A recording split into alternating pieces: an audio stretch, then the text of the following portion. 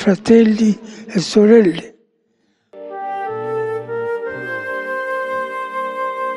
কে জানতো স্টার সানডের শেষ শুভেচ্ছা বার্তাই হবে পোপের শেষ ভাষণ।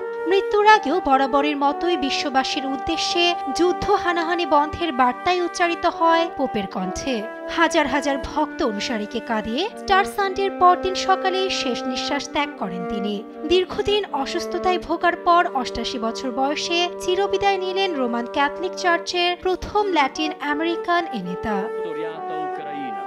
নিজের বিনয় ও শান্তির লক্ষ্যে অপরিসীম ভাবাবেগ দেখিয়ে বিশ্বের বহু মানুষের ভালোবাসা কুড়িয়েছেন ক্যাথলিক খ্রিস্টানদের প্রধান ধর্মগুরু। ১৯৩৬ সালের ১৭ ডিসেম্বর আর্জেন্টিনার বুয়েন্স আয়ার্সে জন্মগ্রহণ করেন জর্জ মারিও বার্গোগোলিও। তার বাবা মারিও ছিলেন রেলওয়ের হিসাবরক্ষক ও মা রেজিনা সিভোরে ছিলেন ৫ সন্তানের জননী। ১৯৫৮ সালে গুরুতর শারীরিক অসুস্থতা থেকে সেরে ওঠার পর চার্চে যোগ দেওয়ার মনোনিবেশ করেন জর্জ মারিও। সে লক্ষ্যে ১৯৬৯ সালে ক্যাথলিক পুরোহিত নিযুক্ত হন তিনি। জীবনে বহু বিষয়ের উপর অধ্যয়ন করেছেন তিনি। রাসায়নিক প্রযুক্তিবিদ হিসেবে স্নাতক ডিগ্রি অর্জন করার পর মানবিক বিষয়ে অধ্যয়নের জন্য চিলিতে যান। পরে ১৯৬৩ সালে দর্শনে স্নাতক ডিগ্রি অর্জনের জন্য আর্জেন্টিনায় ফিরে আসেন। সাহিত্য ও মনোবিজ্ঞান বিষয়েও পড়াশোনা করেছেন তিনি। ২০১৩ সালের ১৩ মার্চ ভ্যাটিকানের ২৬৬তম পোপ নির্বাচিত হন ফ্রান্সিস। বয়স ও শারীরিক অসুস্থতার কারণে তৎকালীন পোপ ষোড়শ বেনেডিক্ট পদ ছেড়ে দিলে পোপ নির্বাচিত হন জর্জ মারিও। সে সময় নতুন নাম রাখেন ফ্রান্সিস। পুরো আমেরিকা অঞ্চল ও দক্ষিণ গোলার্ধ থেকে নির্বাচিত প্রথম পোপ তিনি।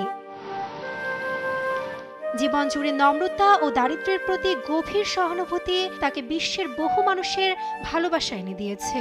এমনকি জাঁকজমকপূর্ণ জীবন পরিহার করে পূর্বসূরীদের ব্যবহৃত অ্যাপোস্টলিক প্রাসাদেও কখনো বাস করেননি তিনি। ক্যাথলিক গির্জার বেশ কিছু উদারনীতি ও সংস্কারের জন্য পোপ ফ্রান্সিস চিরস্মরণীয় হয়ে থাকবেন। বিশেষ করে ভিন্ন সম্প্রদায়ের প্রতি সহানুভূতিশীল মনোভাব, পুঁজিবাদের সমালোচনা, জলবায়ু পরিবর্তন ও মৃত্যুদণ্ডের বিরোধিতার মধ্য দিয়ে আলাদা পরিচিতি লাভ করেন তিনি। লিঙ্গভিত্তিক পার্থক্য না করে সমকামী, উভকামী ও রূপান্তরকামীদের গির্জায় আসতে বাধা নেই বলে মন্তব্য করে আলোচনার জন্ম দিয়েছিলেন পোপ। সেই সঙ্গে শিশু যৌন নিপীড়নে পাদ্রীদের জড়িত থাকার নিন্দা জানিয়ে ক্ষতিগ্রস্ত শিশুদের পরিবারগুলোর কাছেও ক্ষমা চেয়েছিলেন পোপ ফ্রান্সিস। দীর্ঘ ১২ বছরের পোপ জীবনে বিশ্বশান্তির বার্তা পৌঁছে দিতে বহু দেশ ভ্রমণ করেছেন ফ্রান্সিস, যে তালিকায় আছে মধ্যপ্রাচ্য, ইউরোপ, এশিয়া সহ বিভিন্ন দেশ। ২০১৭ সালে বাংলাদেশেও এসেছিলেন তিনি।